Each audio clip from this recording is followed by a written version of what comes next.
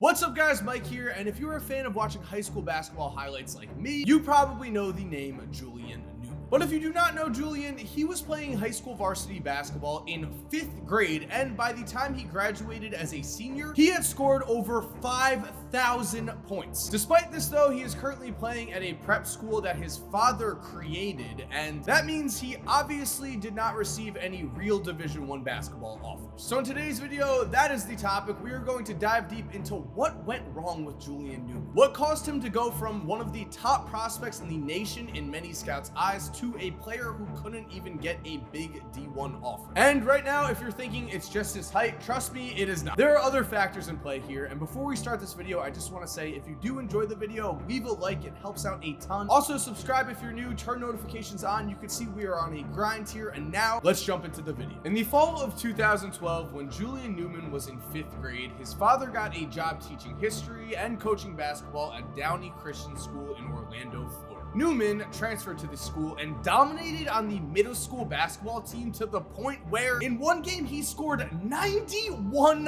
points. It was performances like this that led his father to promote him to the varsity basketball team, even though he was in elementary school and stood just 4'5" and weighed 70 pounds. However, despite his young age, despite the ridiculousness of a 5th grader playing high school varsity basketball, success would come early to Julian Newman, as he led his team to a 21-6 record and also led the state of Florida in assists. Fame would also come quick. Julian was first discovered on the national level when Newman's father sent tapes of Julian's game to Max Preps in December 2012, which resulted in them posting an article. The day after, Yahoo Sports followed with their take on the subject. Then a YouTube video showcasing his skills came up shortly after, which garnered millions of views. From there, he was on the front page of the New York Times sports section. He was featured on Conan O'Brien's talk show, and TBS even sent him to see a Lakers game where he met his hero Kobe Bryant. This push to fame seemed to be very much orchestrated by his father Jamie, who stated about Julian at the time, quote, "He was born with that passion and that drive, and he stayed focused to get where he is today." Remember, he is talking about an elementary school kid at this time. His father would continue with saying this ridiculously outlandish statement, quote, "He can do stuff that Chris Paul and Derrick Rose can't."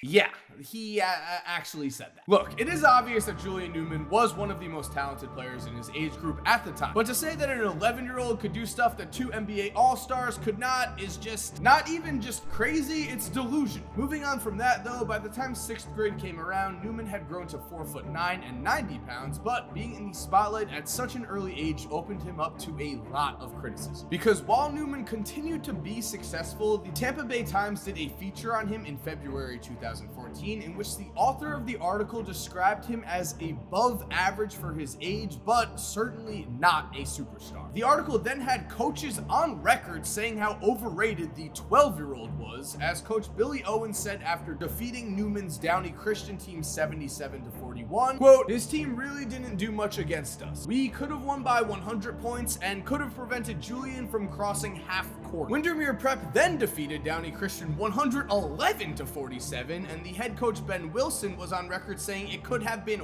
worse. Wilson said his players said, quote, "We're kind of laughing a little bit like, is this for real? Is this the kid everybody's talking about?" So yes, Newman was getting plenty of criticism early, but again, he was just 12 years old at the time with plenty of room to improve. And in January 2015, he became the youngest player ever to record 1,000 points for his career at the varsity level, so things were good at this time. Many people started to compare him to a miniature Allen Iverson on the court. The thing is though, and this is a common theme in this video, when Julian Newman did have his best games, a lot of times it was against competition that you could only say was subpar at best. And most of the time this competition was just completely horrible. With this said, Newman's hype was accelerating at a rapid pace, and this resulted in one of the most memorable prep matchups of all time. This occurred when Julian Newman Newman faced off against another mixtape legend in Kyrie Walker and scored 52 points on him in a come-from-behind win. The highlights from this game now have close to 12 million views on YouTube, and I would say this might have been the peak of the Julian Newman hype. He was about to enter his freshman year of high school and was unquestionably considered one of the top players in his class with a bright future ahead of him. So at this point, here we are. Julian Newman is about to enter high school. He's one of the top players in his class. All eyes are on him, but he's no longer a child prodigy. So this is where the real test begins. And throughout the last few years, being honest here, in many ways, the success has continued. He became the leading scorer in Florida high school basketball history between his freshman and junior seasons, as he averaged over 30 points per game. His highlights have continued to get millions of views, including the most hyped up matchup last year when he faced off directly against LaMelo Ball. These two players are the perfect example of the next generation of basketball and the flashy highlight mixtape culture that YouTube has become, although in LaMelo's case, he has the talent to be a top 5 pick in the 2020 draft, and that is just simply not where Julian Newman's talent level currently stands. And as for where Newman's game is headed right now, in all fairness, there are a lot of questions surrounding him.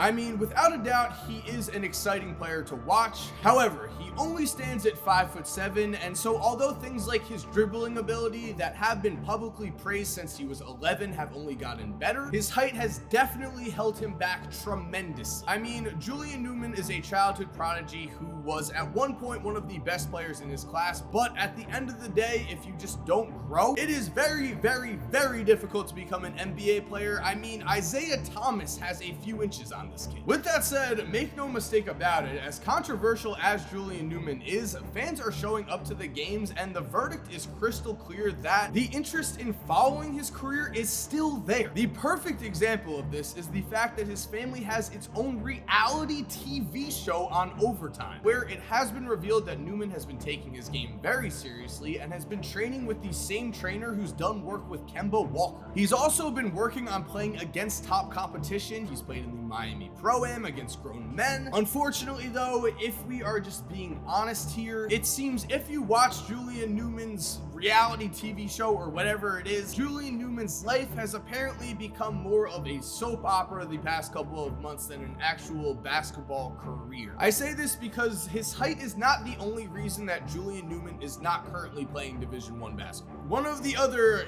huge reasons here is the kid has a big time anger problem. From being ejected in the first game of his senior season with the ref even telling him to shut up, to getting in a fight in practice, here are the perfect examples of the negative side effects that fame can bring at an early age. Every single move Julian Newman has made since he was around 11, 12 years old has been under a spotlight, and growing up with that is just simply tough. Now, I do want to mention that in January 2019, it was reported that Julian did receive a Division I scholarship offer from the University of Texas San Antonio, but no news of any other offers have been reported, and obviously nothing came of that offer, so what actually happened in that situation is kind of unclear. At this point in time, it has been reported that Julian Newman might go play overseas, which could be a very good option for him, honestly. At the very least, Julian has always proven that he can draw fans, and so if he does sign with a team and starts playing professionally, there is going to be interest in his game. He is going to be able to draw some crowds. In my opinion though, when it comes down to it, again, his height is an absolute factor here, but I think there is more to this. I think this is another example of what happens when a child prodigy gets overhyped and then everything goes wrong. Very similar to how Aaron Carter was an absolute superstar childhood artist in the early 2000s, and now I don't know what's going on with that man. Julian Newman was the talk of the basketball world in the early part of this decade. However, things have not gone as planned, and the verdict is still out on Newman, but at this point, I think we've seen his game enough to know that he's not an